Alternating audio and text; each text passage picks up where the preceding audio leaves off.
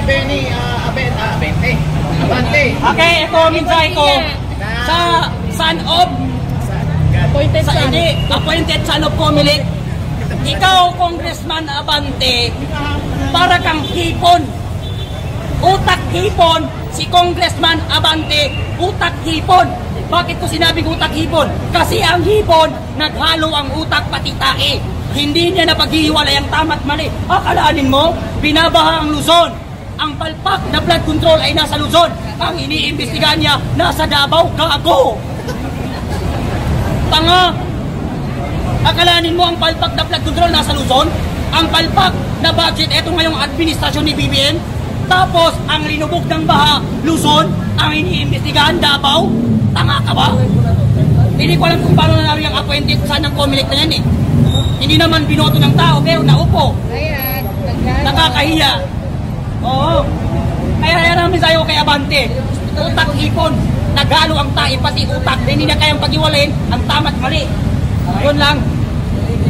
Sir, opinion mo na ayaw niyang ipatawag si Magalong sa Senate sa Sino? Ayaw niyang ipatawag si Mayor Magalong. Ni Abante. Ayaw nang ipatawag? Ayaw. Bakit kaya ayaw nang ipatawag? Kasi marami daw silang ginagawa pa. Wow! Abante, wag kang duwag! Nung mga vlogger ng DDS, pinatawag mo eh. Sabi mo, ayaw mo ng fake news. Tanga ka ba? Eh yung mga loyalistang fake news, hindi mo pinapatawag. Pero pag DDS, ino-contempt nyo. Ngayon, imbestigahan yung sarili nyo at i-contempt ninyo ang mga sarili nyo. Bakit? Para kayong mga drug addict, mga kurakot. Ba't hindi papatawag? Marami daw siyang trabaho. Samantalang pag DDS vlogger, nag-post lang. Kahit nag-comment lang, pinapatawag. Ayaw daw ng fake news. Samantalang siya mismo, fake news. Yan ang dapat natin gawin. Huwag tayong magpapatakot sa kanila. Oo. Eh kung gusto nila akong kasuhan, eh kasuhan niyo ako. Kung gusto niyo akong ipapatay, papatay niyo ako. Wala akong pakialam, mamamatay rin naman kayo mga gago. Tama. Oo. Naman kayo eh. Mauuna nga lang ako. Hindi mo makikita. Pero susunod din kayo. Thank you, bro. Mamaya ulit, 5 o'clock. Thank you. Bye. Thank you. Ate, may video sa Walang kwenta yan. Naniniwala ba kayo na yan? Budget yan. Hindi ako maniniwala. Akalain mo sila mismong bumuo yan. Sila mismong bumuo yan at mag-iimbestiga sila ng kasama nila. Hindi rin nila yung ipapakulong. Oo. Hindi rin nila yung ipapakulong. Kaya hindi ako maniniwala sa quadcom na yan. Yung quadcom na yan. Wala. Maniniwala po ba kayo sa kasabihan na ng investigasyon ng quadcom, moro-moro lang? Totoo naman yan eh. Totoo yan. Alam nyo kasi, hindi ko lang kasi nagustuhan sa itong quadcom na ito, hindi sila patas eh. Kung mag-imbestiga sila, hindi sila patas. Noong una, pinapatawag ang mga DDS vlogger, tama. Kasi ayaw nila ng fake news. Tapos, ang tanong, bakit yung siraulong TikToker na vlogger ng loyalistang si Francis Balahura, hindi nila ipinapatawag sa House of Representatives? Hindi ba fake news yan? Fake news yan kasi palagi nang sinasabi na nagnakaw si Sara ng sako-sakong pera. Ang tanong, saan pinunta ni Sara ang sako-sakong pera? Magpakita ka ng ebidensya, Francis Balahurang mukhang adik na hampas lupa ng ebidensya mo. Ano po ba sir ang masasabi mo itong gustong ipatawag niya Toby Chanco si Saldico na ayaw pumayag ni Boy Dila? Ayaw yung pumayag ni Boy Hipon. Abante. Ayaw, hindi papalitan ko ng pangalan si Abante ngayon. Si Congressman Hipon. Oo, Congressman Hipon. Hindi sabi ng mga taga-Maynila sa distrito niya, hindi raw karapat dapat tawagin ng congressman niya, hindi raw nila ibinuto yan eh. Wow! Tama ba siya? Hindi dapat ipatawag si Saldico? Ayaw pumayag niya. Malamang kasabot niya siguro yan, kaya niya hindi pinapatawag. Nakinabang din siya eh. Tapos sasabihin niya, walang karapatan ng House of Representatives na tawagin si Saldico. Eh bakit mo pinatawag sa House of Representatives ang dating Pangulong Presidente na si Duterte? Diba? Tapos sasabihin na naman mamaya ni Claire Castro, kami ay gumagawa ng malawakang investigasyon ngayon. Sila ay dumadaan sa due process. Pero mismong Pangulo ng ating bansa, hindi sila dumaan sa due process. Niwala ang pinabang ano ang ICC, kinulong nila si PRRD. Sila ang batas, kung sino pang may pakinabang, siya pa ang kinugulpi. Si PRRD, lahat ginawa niya sa bansa. Kaya nagtataka ako sa mga estudyanteng galit kay PRRD. Alam nyo, si PRRD napakagalaki ng nagawa niya sa ating bansa. Noong panahon, nung hindi panahon po si PRRD, di natatakot kang sumakay ng jeep na meron kang daladalang kwintas. Hindi ka makapag-cellphone habang naglalakad. Mga estudyanteng umuwi galing sa school, nililip, nilalagay sa drum. Pero pagkaupo ni PRRD, sino ang nakinabang? Tayo, mga Pilipino. Tatahimik tayo mga Pilipino. Nawala ang mga snatcher, nawala ang mga hold-upper, mga drug addict at mga sindikato. Pagkalis ni PRRD lahat ginawa niya, binabatikos pa siya ng mga batang buwang. Hindi niyo ba alam na kung hindi dahil kay PRRD wala kayo ngayon? Di malamang lahat kayo ngayon addict. Pumunta kayo ng Bulacan. Napakaraming bata doon, addict, gumagamit ng mga solving boy. Oo, ang dami. Lingkaran na ngayon, lingkaran. Pangit na ngayon. Dito sa barangay namin eh. Babalik ka tayo sa dating Pilipinas. Bagong Pilipinas, ito na yung bagong Pilipinas ngayon.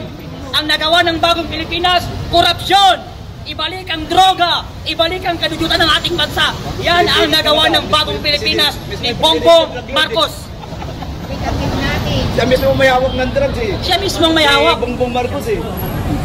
Eh ba, ang nakakapagtaka eh, bakit hindi kasi siya hindi pumapayag ito mga ibang politiko sa panukalang batas ni Robin Padilla na kailangan magpa-drug test ng lahat ng mga nakaupo sa government. Siya mismo ang nagtatamaan. Sila mismo. Ayaw rin nilang pumayag na ibalik ang death penalty sa mapapatunayang kurakot na politiko. Sila ay mismo ang unang mamamatay sa sila elektrika. Ang unang-unang mamamatay sa sila elektrika, si Congressman Abante. Susunod si Jaldico. Susunod si Martin Romualdez, si Rita Alaneta Marcos, pati si Undi Bayros, kasama si BBM. Dapat ilagay sila sa sila elektrika. Kaya dapat na maupo ang mga Duterte. Bakit? Ang mga Duterte, may mga nagagawa eh. Hindi magnanakaw.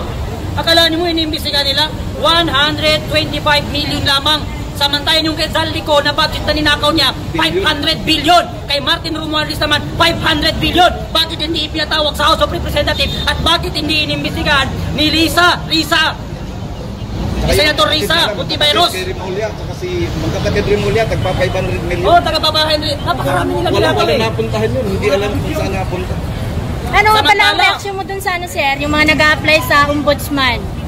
Narinig ko kasi yung Remulla. Si Remulla na gusto niyang hawakan ng ombudsman. Kasi alam niyo na, kasi ang unang hindi ako nakakalimot gusto niya magpapoint sa sa Comelec.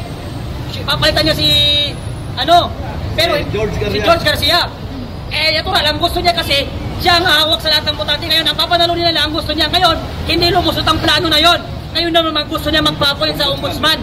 Tanga para daw sa pabilis ang impeachment kay Bibi Sara. Napakawawalang hiya ng mga yan. Bakit sila sumusuway sa Supreme Court? Ang Supreme Court mismo ang nagsabi na itigil at ibasura na ang impeachment kay Bibi Sara. Pero ang mga buhaya, nilalabanan nila ang Supreme Court. Napakawalang hiya ninyo. Pinakataas-taas ang hukuman sa Republika ng Pilipinas, susuwayin ninyo. Sino ba kayo? Mga buhaya. Nakasandal sa kay Bangag eh. Nakasandal sa adik eh. Ang nakakalungkot pa dyan, yung mukhang unggoy na si Tory. Ay, bumalik na sa nila, sa probinsya nila. Bumalik na sa probinsya nila. Kasama niya na yung mga pinsan niya, kapatid niya. Oo. Natawa Kumakain pa ako. nila ng saging eh. Nung meron siyang sinabi na walang adik na pogi. Ayun.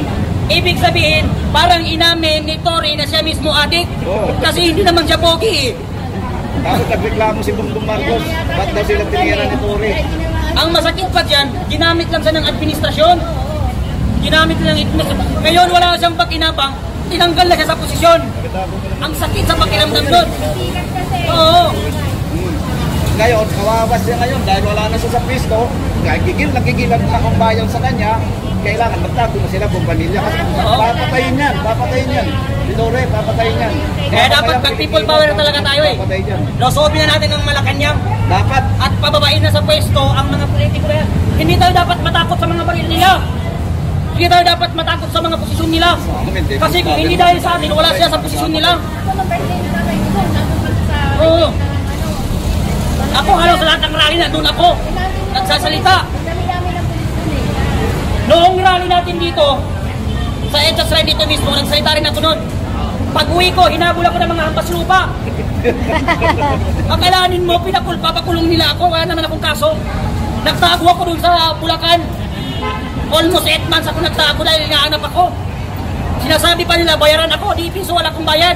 Binayaran ako ni PRRD doon sa magandang loob ng ginawa niya sa ating bansa. Hindi pera ang binayad niya sa akin. Yes. Hindi pera. Oo, yun man lang kaligtasan natin, malaki na yun eh. Malaking bayad na yun para sa atin. Kalani mo pagkarali dito, hinahanap ako ng mga pulis doon sa Paseco, Metro Manila. Thank you, sir.